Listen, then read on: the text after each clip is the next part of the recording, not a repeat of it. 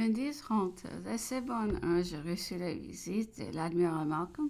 Il venait me présenter, disait-il, le lieutenant Wright, chargé de me conduire au Cap sur les prix que le Griffon, mais le recommandant, comme son ami, ajoutait-il avec grâce, et m'assurant que je n'aurais qu'à me louer de tous ses efforts pour m'être agréable.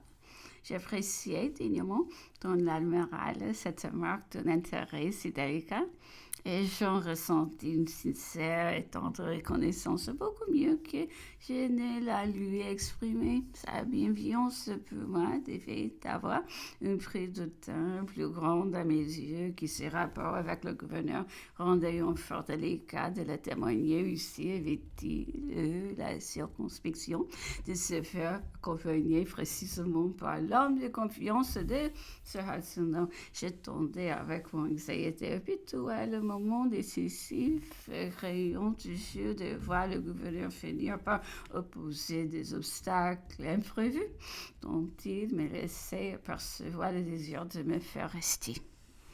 Le grand maréchal arriva vers les 11 heures, conduit par le gouverneur et quelques officiers. Il renouvela ses efforts de la vie pour me faire revenir à Londres, mais sans jamais m'exprimer.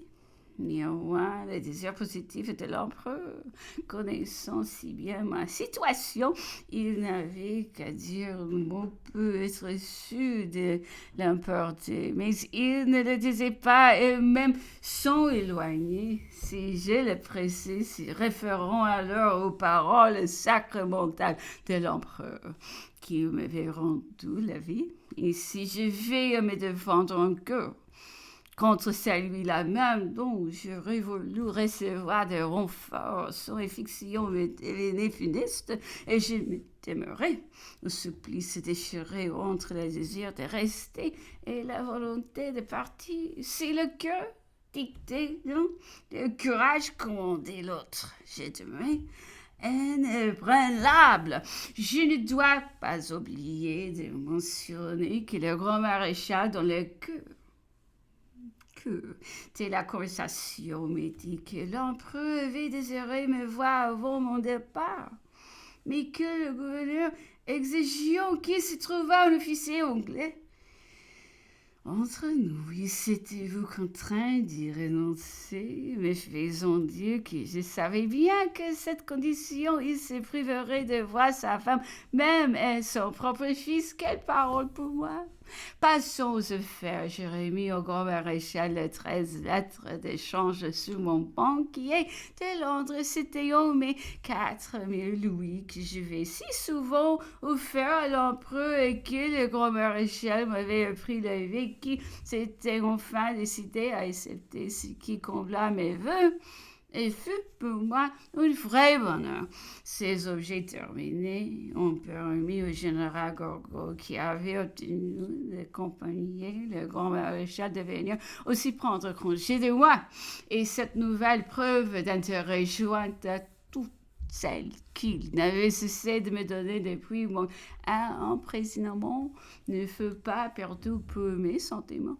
La science durait depuis longtemps et sur où la galanterie de dire ces messieurs qui pouvaient en demeurer à déjeuner avec moi, et il s'en alla. Et menant avec lui tout son monde, à l'exception de seul officier de service à langue qui avait escorté ces messieurs, l'honnête capitaine Pappleton, dont nous n'avons jamais eu qu'à nous louer infiniment. Il est certain qu'en dépit de sa présence durant tout le déjeuner, qui ne laissa pas que d'être long, il nous eût été très aisé de lui dérober les communications que nous aurions eu à nous faire, mais il n'en existait aucune, et il ne faut pas dire un mot secret d'une part ou d'autre. Si j'avais prévu cette circonstance inopinée, j'aurais pu faire garder à mon fils toute ma correspondance avec Sir Hudson, et-elle fut aisément parvenue à la bonne maison, y réfléchissant, je me félicitais vérité de nous ne voit pas le moyen, me défiant toujours de Sir Hudson Lowe, qui évidemment s'est occupé de me faire rester peu, profiter d'une découverte de la sorte pour changer toutes les dispositions arrêtées étant imposées de nouvelles. Le déjeuner fini, j'eus le courage d'être le premier à vouloir prendre congé. J'ai demandé que le gouverneur fût rappelé pour mettre fin aux dernières mesures. J'ai embrassé mes compagnons et ils me quitteront le général Gogo en partant revint à différentes reprises avec des fusions de grâce sur les petites contrariétés que nous avions pour nous causer réciproquement, qui me foutu de me convaincre que les circonstances pénibles où nous nous étions trouvés avaient un peu ça les amener et que le cœur n'y avait jamais été pour rien. Aussi ne m'en est-il resté qu'un agréable souvenir et une sincère reconnaissance pour ces derniers instants.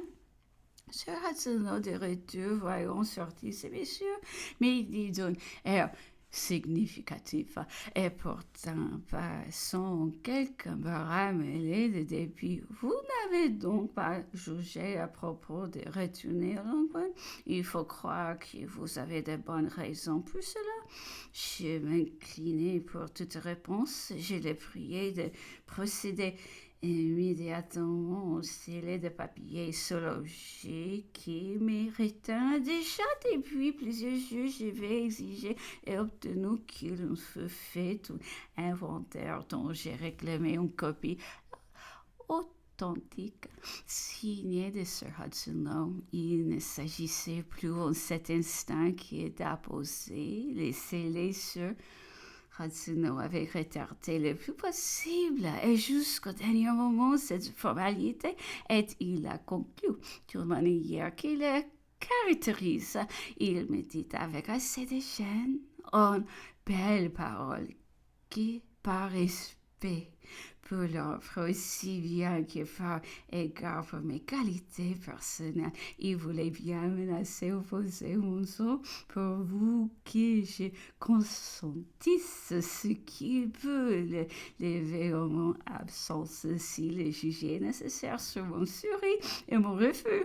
Il marcha quelque temps à grands pas, puis comme s'il avait remporté une grande victoire sur lui-même, il s'écria: je les prends sur moi, je m'en passerai. Et faisant appeler le secrétaire du gouvernement, il fut opposé au saut de l'île. Et en ma présence alors, je lui demandai une déclaration de refus qu'il m'avait fait de laisser opposer mes armes ou de la condition singulière qu'il y avait mise. Ce fut le sujet d'une hésitation nouvelle qui termina pourtant en mai. La faisant expédier ici qui suit. Déclaration de Sir Hudson au comte de Las Casas en conséquence de ce qui a été énoncé dans la décision du gouverneur touchant l'affaire du comte de Las Casas. Il a été retenu lors de son départ de l'île un très grand nombre de papiers.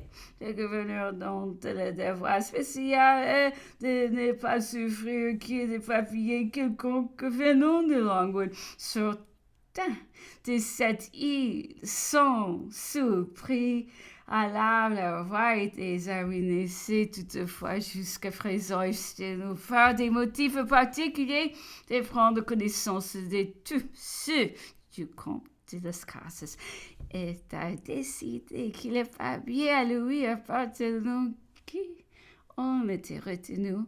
Papier dont lui gouverneur n'a connu que la teneur générale serait mise en deux paquets séparés et déposés à la trésorerie de l'île pour y rester jusqu'à ce qu'il aurait reçu des ordres de son gouvernement en ce qui les concerne. Le comte de Las Casas pourra opposer son cachet sur chacun de ces paquets, bien entendu qui s'est caché sera susceptible d'être élevé, soit dans le cas où ces paquets auraient sorti de l'île par suite de la réception d'ordre du gouvernement, soit au cas que l'intérêt du service l'exigeait. Ainsi, l'opposition de ce que n'est autre qu'une garantie morale que lui offre le gouverneur pour sa propre satisfaction, ce qu'elle lui donnera l'assurance que les paquets ne seront point ouverts s'ils n'étaient pas l'un des motifs urgents prévus ci-dessus. Si dans de telles circonstances, le comte de Las Casas répugnait à apposer son cachet à ses paquets ou refusait de céder la condition à laquelle cette apposition est permise, le gouverneur qui ne peut permettre qu'aucun paquet cacheté ou que de papier quelconque venant de langue sortant de ses mains sans être ouvert ne pourra qu'y regarder comme nécessaire toute précaution propre à assurer à son gouvernement jusqu'à la réception de ses ordres la connaissance des mesures qu'il a prises pour la sûreté de ceux qu'il a retenus. Le comte de Las Casas s'étant refusé à apposer son cachet aux conditions mentionné ci-dessus les papiers partagés en deux paquets distincts ont été déposés dans deux boîtes scellées du sceau du gouvernement et l'île. 31 décembre 1816, signé Hudson, tout fini entre nous sur Hudson, par une tournure qui lui était caractéristique vis-à-vis de moi depuis que je me trouvais entre ses mains, passa tout aussitôt, soit bonté, soit calcul, a écrit pour moi quelques lettres de recommandation privée de ses connaissances du Cap, qui, me serait-il, me serions fort agréables et que je n'eus pas le courage de rejeter, dont semblant être offertes de bon cœur. Enfin vint le moment de cet éternel départ. Sir Hudson descendit avec moi, me compagnons jusqu'à la porte de sortie et là ordonna à tous ses officiers de me suivre jusqu'au lieu d'embarquement pour me faire honneur, disait-il. Je me jetai avec empressement dans le canot préparé pour me recevoir. J'ai traversé la rade façon assez près du bâtiment qui venait d'arriver du Cap, d'où j'ai reçu par geste des salutations du Polonais et des trois domestiques qu'on nous avait enlevés quelques mois auparavant. Ils repassaient pour regagner l'Europe. Je fus saisi à leur vue. L'un d'eux était porteur de la seule pièce qui eût échappé de l'île, la belle lettre au sujet des commissions des Alliés. Je ne doutais pas que la découverte faite sur mon domestique ne servit au gouverneur pour faire des recherches sur ces personnes qui étaient loin de s'y attendre. Heureusement, il n'en fit rien et le brave et fidèle Santini eut le mérite d'être la première à faire paraître en Europe quelque chose d'authentique sur Longwood.